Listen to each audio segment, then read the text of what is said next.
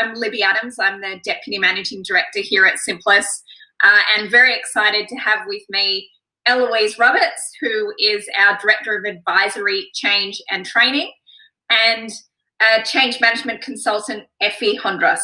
So really excited to have you both with us today to talk all things ROI, why you should love change management, and maybe start talking about that topic that a lot of people don't like to bring up, which is, you know, how to rectify a change process or an implementation that may not quite have achieved the ROI objectives that you've been expecting. The good news is there is a way to get it back on track, and Eloise and Effie will take you through that.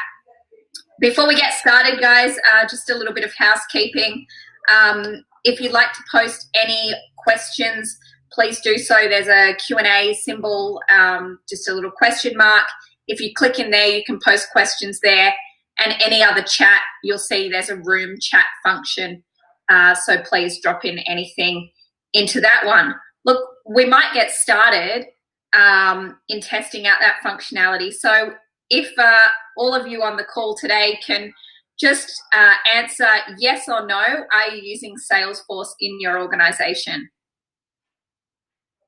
Now this will be interesting. I like this one, Libby.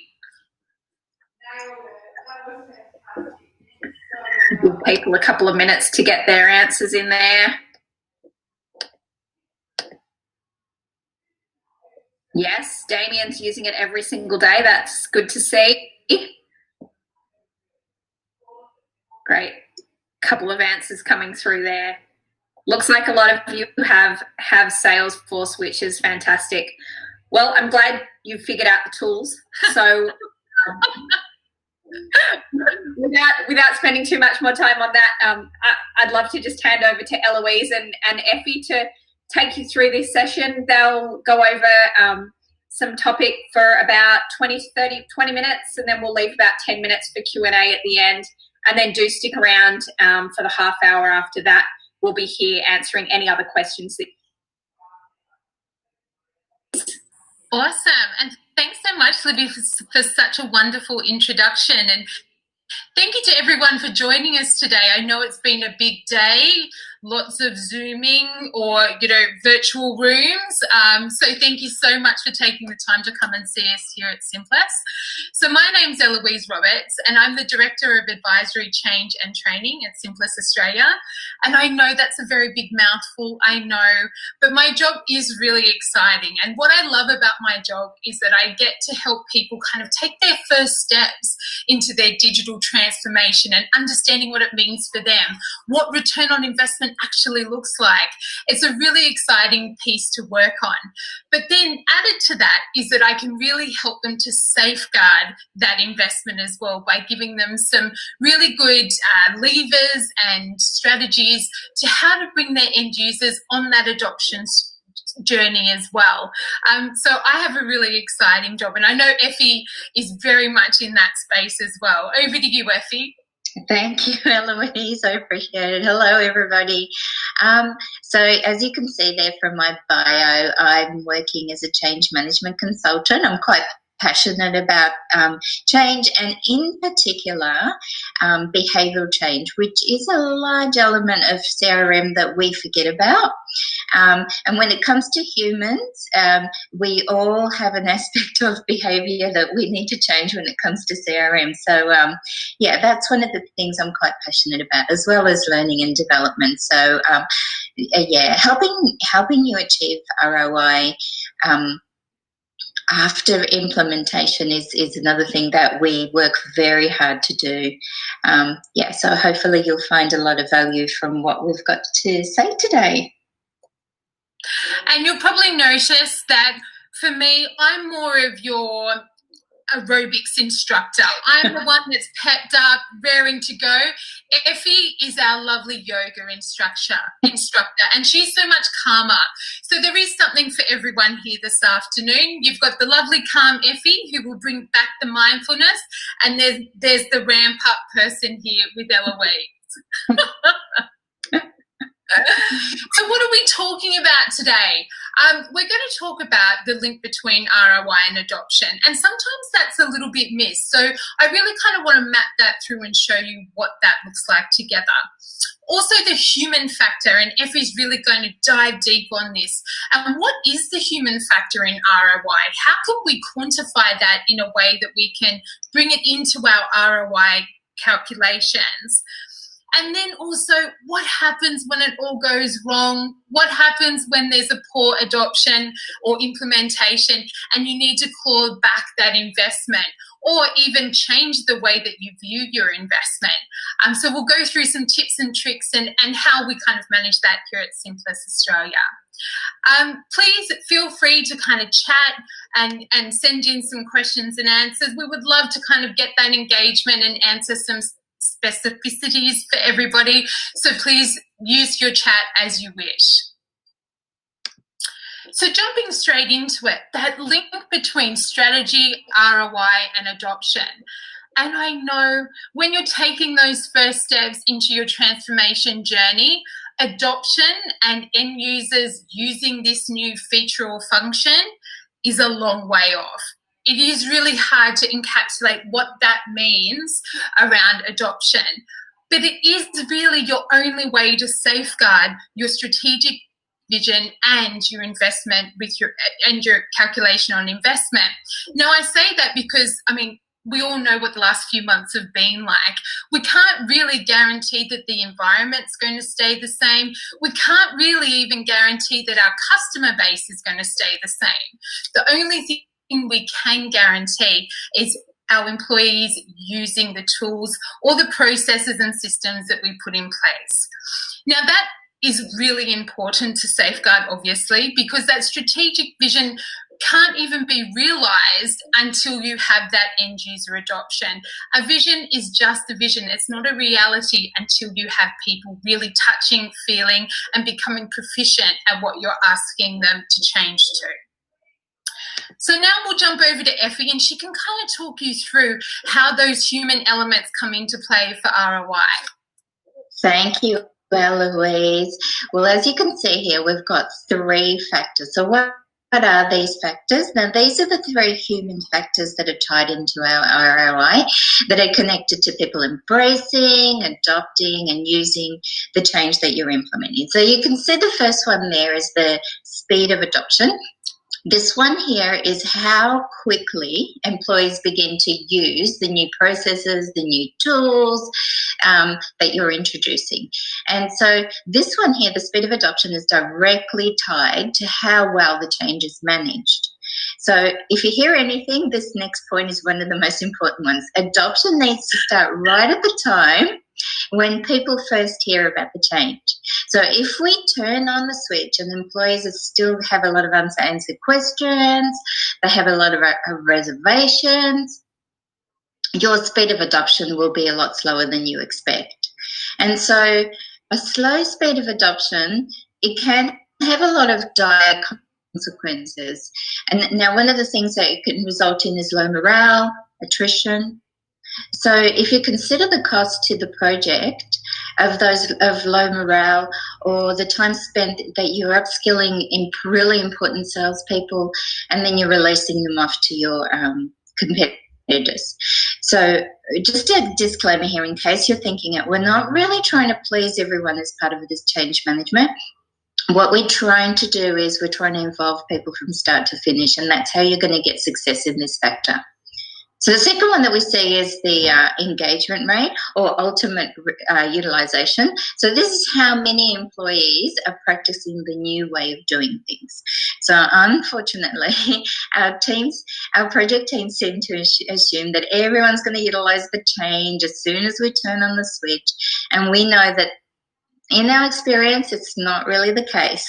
So in most changes that whether we believe it or not, employees can opt out of how they're supposed to be doing things in that new way, and they quite often can find workarounds and they can revert back to, that old spreadsheet that they love so much. So, we predicted 100% of adoption or utilisation, and we've only got 70%. So also important to note here that individuals it's not that they don't want to change, and there's a wide variety of reasons why, why they are not able to change. So our last factor that we see is proficiency, and this one is how effective employees are once they've adopted the change and the benefits of the change that are realised based on the project's expectations. So long sentence, but in other words, how well are people using your solution? So are employees skilled enough to be able to get that return on investment on using the competitive information that so we can close deals a lot faster. So is those time-saving measures being realised? Is the waste reduced from the new streamlined processes that we introduced? So that's those three factors, but I just want to leave you with this one point. When it comes to ROI, what percentage of your benefits rely on how quickly, how many, and how effectively your employees are doing their job as they're expected? So just think about that. And then are you capturing those human ROI measures that translate into success so that we're not reworking, retraining, redoing things? I love that, Effie. You're exactly right. There are, we do need to make sure that we're taking on all these human elements into our ROI calculations. And that's why with a lot of the clients that I work with in building business cases together, we talk about having a phased ROI approach. So what are you going to target for the first 3 months? What are you going to target for the next 6 months? And where are you going to go in 12 months' time? Because that element of proficiency only really happens once end users are engaged, they have some time with the technology and they can use it and play with it and really get immersed into the changes that you've suggested to them. So you need to build in that proficiency and the time that it takes to get there, just as part of the natural course of life, into your ROI calculations.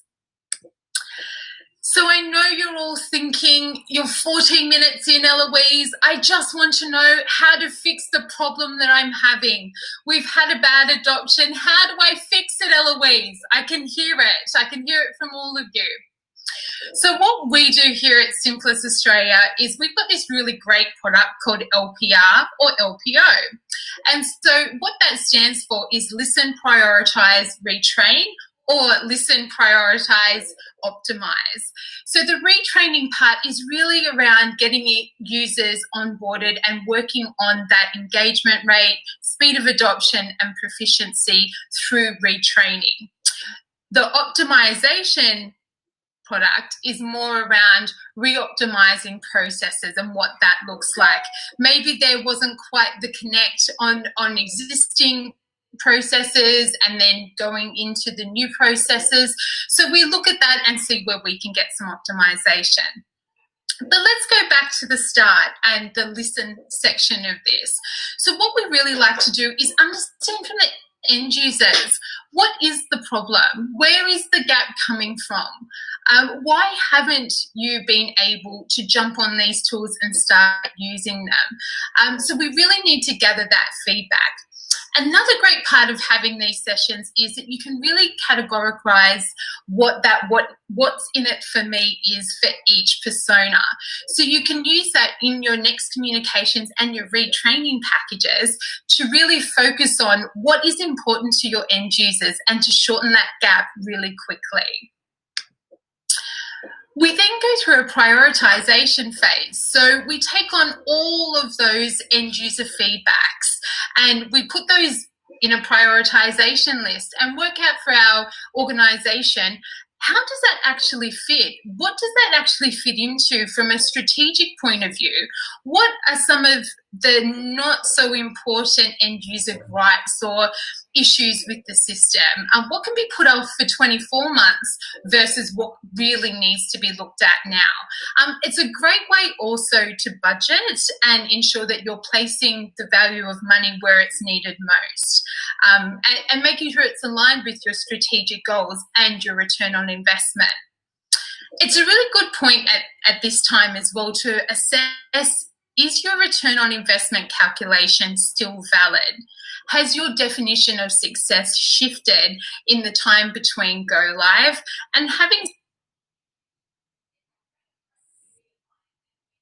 every step of an activity that you take from here on in is aligned with your return on investment and where you want to push your business.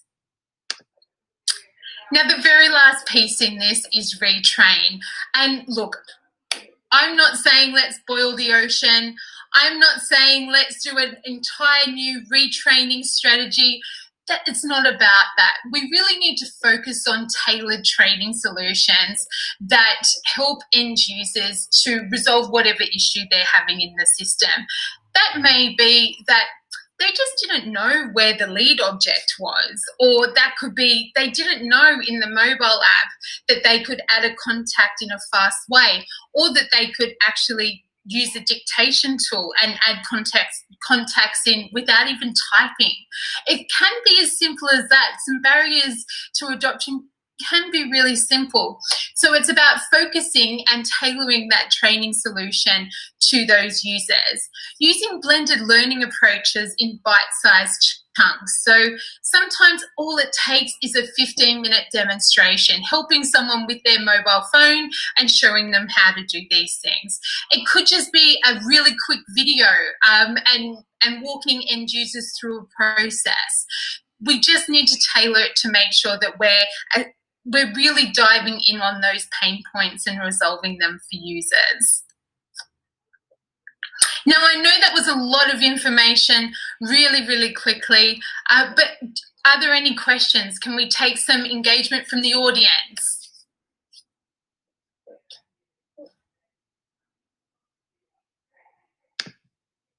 Let me have a look here. Oh, sorry. We've got some questions that have come through here. Yep, I'm just reading through. Sorry, Libby, I can't talk and read at the same time. I'm a bit hopeless like that. I'll read the questions and fire them at you. Training and change management doesn't often happen when a system has been in place for a while. What are your suggestions as to when an organisation should evaluate retraining and re-engagement? Great question. I love that one. And I think it really is different for each organisation. It's when you're feeling that pain. You can do it right from the start. If you have gone through a go live and there is some end user adoption straight away, there is some resistance, you can just do some really quick retraining. You don't have to boil the ocean. What I love in our change management packages that we put together for clients, even when we're fresh off the boat doing a fresh implementation, we do put some time in there for post-go live and how we can fill some of those learning gaps straight away. And they're usually 15-minute live training sessions where it's like an open mic night. People can come, ask us questions, ask us to walk through a process to kind of solidify their understanding. So again, it doesn't need to be a really rigid, traditional training experience. It can be just solving problems for people really, really quickly. I don't know if you've got anything to add to that, Effie? I would even say that you need to factor in retraining in every single change, because we have, Salesforce is one of those platforms that's constantly being updated. So part of the plan should be to include retraining or new training and retraining on new functionality constantly. So it's not a once-off thing. I love that. Nice one. Any other questions, Libby? Yeah, so one of the things that we've seen a lot at the moment is, businesses are really trying to spend their money wisely. And one of the areas that we do see people tend to cut early is change. How do we still achieve our change objectives if we don't quite have the desired budget to do it all? Yeah, and look, I think everyone's in that same boat. I think everyone is super conscious on what they're spending at the moment and how much cash they need to keep within the business to deal with any new issues that pop up in 2020. It's just one of those years, really. Look, I think you need to spend your money where you're going to get the most value. So if you have some great change champions organically within your business, then I probably wouldn't suggest that you spend a lot of money trying to set up change champion networks. I think if you have quite a big gap in training, or you don't quite have the knowledge around Salesforce and the features and functionalities to know in-house you can do that training, then I'd suggest that's where you spend your money. It is really important, though, whichever way you go, to make sure that you have a plan. There needs to be a plan in place so that you can keep to that track, just like you would with project management. You need something kind of to overview and keep you in the right direction. That's not saying that that plan may not change throughout the course of the implementation, but it is important to start off as you would like to finish and with things being organised. Effie, would you agree with that? Absolutely agree. And I think to add to that as well, as I was saying, think of it just as a technology platform, and there is a lot of behaviour change. So skipping change management bit altogether may end up in a lot of costs later on that you may not see up front. And as Eloise said, I think there's a subset of activities that we could definitely include as must-have, as opposed to those that the full scope of the change management. So I think it's more around don't skip it altogether, but just make sure that those important activities are included. Yeah, it's almost like you have an MVP for change management. Find what your baseline is, what you actually need, and that's where you spend your money. That would be my advice anyway. Great. Thanks very much. Another question that's come through here. How would you actually define change that is not done well? Oh, Effie, you can have that one. Thanks, Eloise. Thank you for the question, whoever asked it. I'll be here for too many hours if I answer that question. I think that's what I was going to say as well. I've got a very, very long list. But let me just say it very basically, very quickly. Prepare change that is not done well. And it equates to people not being prepared, not taking on the journey, senior leaders are not sponsoring the change. So therefore, there's no authority for people to change. We have a lot of infrequent communication. It's caused a lot of confusion. We haven't identified resistance, so therefore we have no idea what to expect. And then, of course, more important, and one of the most important ones, and that we see most often, we haven't got any measures in place to see whether adoption is there, even though we're expecting that we will get 100% adoption. In a nutshell, there's a long list though. I think everyone's experienced some change in their time that they would define as not done well, and that's definitely different for everyone, but certainly not achieving the results for the individuals as well as the collective, I think is something I would observe from change programs I've been through that haven't quite met my expectations. Right.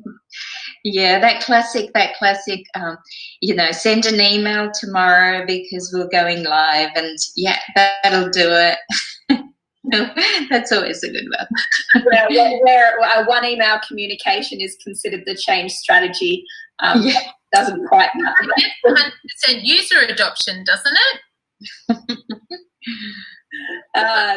Although we certainly are all very familiar now with the pace of very rapid change. I think everyone's gone through that in mid-March as we all shifted to working from home, or our lives shifted quite substantially. So I'm really interested to see how that plays out.